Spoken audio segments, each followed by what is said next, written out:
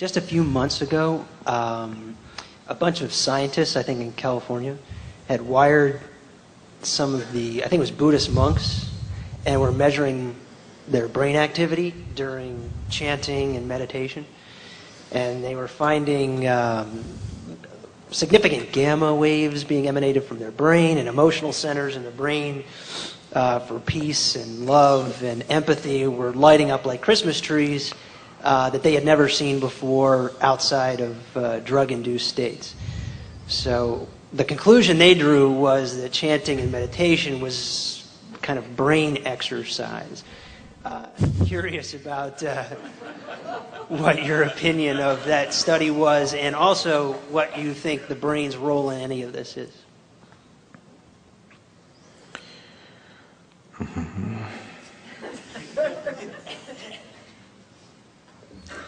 Now,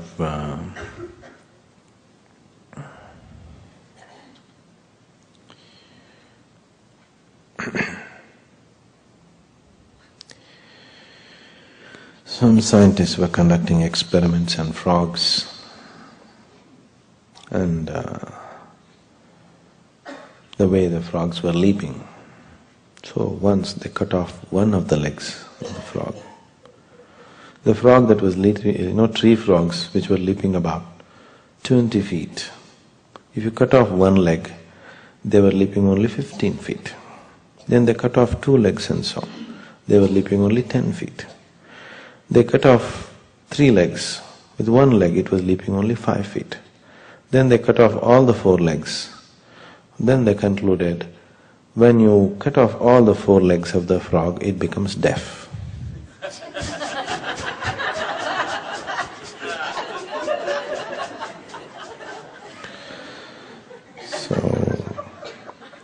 Surface observations are not everything. This is something that you have to know from within. Brain is just body. Yes? Brain is body, isn't it? So certain changes are happening in the body as a result of something else. That result is not the source of what's happening. Certain emotions and other things are clearing up and more peace and compassion and love is manifesting. It is not about compassion, it's not about love, it's not about any of these things. See, what you need to understand is if there is a certain… How would you like to keep your body? Pleasant or unpleasant? Pleasant. If your body is feeling very pleasant, it will be healthy and pleasurable. If your mind is feeling very pleasant, it will be happy. If your emotions are feeling very pleasant, it will be loving, compassionate. If your energies are feeling very pleasant, it will be blissful. So all these are working towards creating a certain pleasantness in all the dimensions of who you are. Because of this, physical body is changing, mind is changing, emotions are changing. But the pleasantness is coming not because of that. That is just a result. Right now, you have glorified love too much because you have not known anything better. People are going about talking as if love is the highest thing, isn't it? Because probably that's the most pleasant thing that they have touched in their life. Love means what? A longing to become one with somebody, isn't it? Yes? Yes or no? This longing to become one with something is what, on the emotional level, you call it love. This longing is always there. With love, it never finds fulfillment, the longing remains. If you intensify the longing, it will become enormous suffering. When moments of oneness happens, it will be great pleasure. When moments of separation happens, it will be great torture. Yes? Is it so? Is it so or no? They have known moments of oneness, which is so valuable to them, they are willing to go through all the torture that comes with it. Yes or no? A few moments of oneness, for that they are willing to go through all the torture. It's worthwhile. So fundamentally what's happening within you is, there is something within you. Wherever you are right now in your life, it wants to be little more than what you are right now, isn't it? Is that so? This is the desiring process. Your desire is not about anything. Your desire is, it wants to expand. Wherever you are, it's not enough. It wants little more, little more, little more. So this longing for oneness, or this longing for including everything as a part of yourself, when it finds a basic physical expression, we call this sex. What you're trying to do with sex is, you're desperately trying to become one with somebody. However hard you try, it doesn't happen. There are moments when it makes you feel like you are one, but the next moment everything is separate, isn't it? If you try this mentally, generally it gets labeled as greed, conquest, ambition. You're trying to include everything as a part of yourself. You want to conquer the world itself. If it finds an emotional expression, we call this love. If it finds a conscious expression, we call this yoga.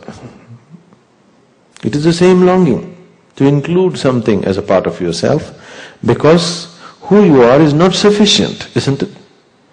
Why is it that you want to include another person as a part of yourself? Somehow the way you are is not sufficient, isn't it? Isn't it so? There's an intense longing to become one with somebody because the way you are is insufficient.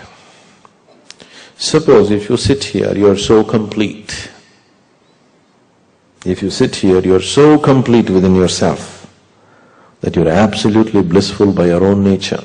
Would you be longing to become one with somebody else? Because in your longing and being one with somebody for a few moments, you have known a little bit of bliss in it. That's what you're going after, isn't it? Isn't it so? It's not love that you're going after. Because of love, you found a few moments of blissfulness. That's what you're going after, isn't it so? Yes? Now, it is not ambition that you're pursuing. Because of ambition, when you made certain achievements, when you included something as yours, you felt certain amount of bliss. That's what you're going after, isn't it so? It is not sex that you're going after. In your sexuality, at certain moments you found certain moments of blissfulness. That's what you're going after, isn't it? So what you're seeking is blissfulness. What you're seeking is not sexuality. What you're seeking is not ambition or things. What you're seeking is not love. All these things have been the different ways of getting there for a moment. Now, for a few moments of blissfulness that you have known, and you know it's not sufficient. Yes? So it's time you approached it consciously. Isn't it time you approached it consciously? That is why Patanjali, I think I told you this on the first day itself. When Patanjali wrote Yoga Sutras, he started Yoga Sutras in a strange way. The first chapter of Yoga Sutra is, and now yoga. Half a sentence. Such a great document on life starts with half a sentence. Because you still believe that if you find a new girlfriend, everything will be okay in your life. If you still believe, if you get a raise, everything will be okay. If you still believe, if you buy a new house or a new car, everything will be okay, it's not yet time for yoga. You've seen all those things and you know it doesn't work. And now yoga. Have you come there?